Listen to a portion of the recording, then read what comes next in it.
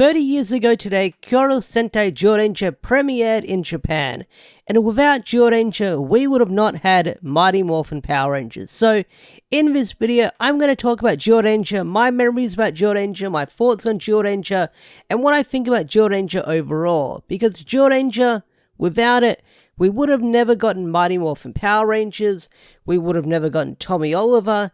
Zyuranger is the whole reason why Mighty Morphin Power Rangers exist, and in this video, it's going to be me rambling on appreciating Zyuranger. And if you've never ever seen Zyuranger before and want to check it out for yourself, you can watch it for free on Shout Factory's website, and you can also buy the DVD set also released by Shout Factory. And there's other streaming services that has Zyuranger on there, Pluto TV, Tubi TV, and stuff like that. So if you want to check out Zyuranger, there are places you can watch it officially and for free if you want to check it out. So without any further ado, let's talk about this Super Sentai that is now 30 years old. So, I'm not entirely sure how I got into Zyuranger, but I didn't really watch the entire thing until I bought the Shout Factory release. Back in the day, it would just be clips online comparing this to Mighty Morphin and that to Mighty Morphin, here and there. But I think the first thing I saw online was the Geki and the Burai fight, and how hard that fight was in the Sentai, and how cool the action was, especially seeing the blood and the themes of death in Super Sentai. And I'm pretty sure that was my first exposure to Zyuranger. But when I first started watching the Zyuranger box set by Shout Factory, I was entranced. I was hooked after episode 1. I mean, it was so different and weird to Mighty Morphin, but it was also engaging because it was telling a story that went on. It had multiple parts, story arcs and stuff like that. Story arcs that got me hooked, and I think it's because I was an anime fan and a manga fan. The whole story arcs that Super Sentai and Kamen Rider do, that's what pulls me into them and keeps me watching those stories. But the whole Zyuranger and comparing it to Mighty Morphin, I was baffled with how different the storylines were and how certain episodes played out compared to Mighty Morphin, to Zyuranger, and how certain events happened, especially with how the Zyuranger got their weapons and their Zords compared to Mighty Morphin, where in Mighty Morphin the weapons and the Zords were just given to them. In Zyuranger, they go on a whole journey and they have to earn their Zords and stuff like that. And stuff like that I really like, because we don't really see the Megazord or the Daijujin until like episode 8 in Zyuranger, where in Power Rangers we saw it in episode 1. And that whole build-up towards the weapons and the Power Blaster and stuff like that in Zyuranger is very different, and I'm going to be using that word a lot. Very different, but also very engaging, because you go on the journey that these characters have. And speaking of the cast of Zyuranger, they're a lovable bunch of characters that I love just as much as I love as the Mighty Morphin team, because without these characters, we wouldn't really have the Mighty Morphin team. And although they're very different and very unique compared to the Mighty Morphin team, these characters have their own unique traits and personalities that make you fall in love with these characters. Geki, Mei, Boy, Gore, Burai, all these characters are so different and lovable compared to their Mighty Morphin counterparts, and the focus episodes that these characters get are also a lot of fun as well. Okay, I've got to talk about Burai, and I know this video is probably going to attract a lot of Mighty Morphin stans and a lot of Tommy stans where they say Mighty Morphin did it better or Tommy did it better, and then their response is, well, I never saw Zyuranger, or I couldn't watch Zyuranger because I don't read subs and stuff like that. Look, if you haven't watched the whole Burai story arc, give it a chance. If you can watch the whole 5-part Green with Evil saga on repeat like you're injecting into your veins, then give this story arc a chance. Especially the Death of Burai story arc as well, with how they did the green candle thing in the Sentai, because how that was handled, that story arc is going to make you cry as well.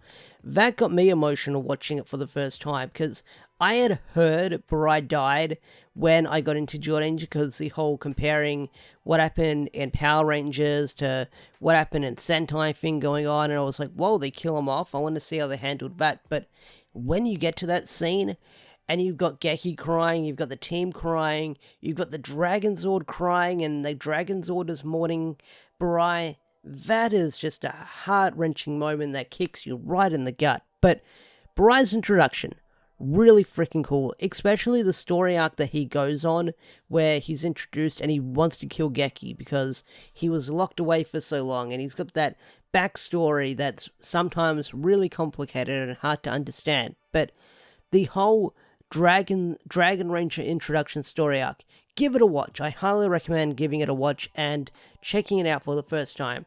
But if you don't want to watch that story arc, then at least watch the whole Geki vs. Barai fight and how hard that fight slaps compared to Power Rangers, with how bloody it gets, how violent it gets and stuff like that, because there's stuff that they cut around with that fight scene in Power Rangers, because it was mostly unmorphed and then morphed in some scenes. But I highly recommend checking out that fight and giving it a watch. Okay, I've talked about the heroes enough. Now we're going to talk about the villains. Bandora. Witch Bandora and her gang. I fucking love the Bandora gang in Zyuranger. They are so much fun in the Sentai, like with the whole Bandora and she hates kids and stuff like that, and she's really wacky, she's really silly. I love the voices of like the Japanese counterparts of Scott and Babu, and I love how Goldar or Gryffazor, he doesn't talk for the longest time until the Green Ranger arc, and then the first thing he says is women belong in the kitchen or women should be doing laundry. That shit popped me when that's like the first thing he says to Lamy or Lammy or Scorpion or whatever you want to call it. That shit got a chuckle out of me. And how the other minions react by saying he's so cool because he said that. That stuff is kind of hilarious to me. But Machiko Soga, who plays Bandora, her performance as that character is so fucking good. Like, she takes it up to like 110 performance, and I need to go back and watch her in other Super Sentai series that she was in, because this wasn't her first time being a villain in Super Sentai. She had this role before being a general, I believe, and apparently that role is really good as well and worth checking out. So I definitely want to watch her in previous Sentai roles that I've never seen before and see how she goes in that role, because her role as Bandora, it's so freaking good. Like, I love how she speaks as that role, just her body language and movement as the character. And not only that, the Bandora song where she busts some fat bars rapping as Bandora and singing that song is also really freaking amazing. Like, those villains are a lot of fun indeed. So what are my overall thoughts on Zyuranger? Well, if you haven't seen Zyuranger, I highly recommend checking it out. Much like how people say check out the original source material when it comes to manga and anime and comics and stuff like that, or watch it in Japanese, I think everyone should check out Zyuranger at least once. Watch the first couple of episodes or watch the entire series and see the roots and the origins of Mighty Morphin Power Rangers, because without Zyuranger, there would be no Mighty Morphin Power Rangers. We would not get the characters we know and love today. We wouldn't have the franchise we know and love today that Hasbro keeps pushing so much, and Saban kept pushing back in the day. So without Zyuranger, we would have never gotten Mighty Morphin Power Rangers, and I highly recommend going back and checking out Zyuranger and giving it a watch, giving it a listen, or something, because Zyuranger is definitely worth checking out and seeing for yourself to see the origins of where Mighty Morphin Power Rangers came from. And I understand that not a lot of people are a fan of Super Sentai, and that's cool if you're not. Not everyone loves Super Sentai, but at least check out the origins of where Mighty Morphin came from, and at least give the first episode or the first 2 episodes a chance, and see if you like it or not. If you don't, you don't. If you do, you do. See what happens. But with that said, I think I'm going to bring this video to a close. What are your memories or what are your favorite moments of Zyuranger? Tell me in the comment section down below. I'd love to hear them.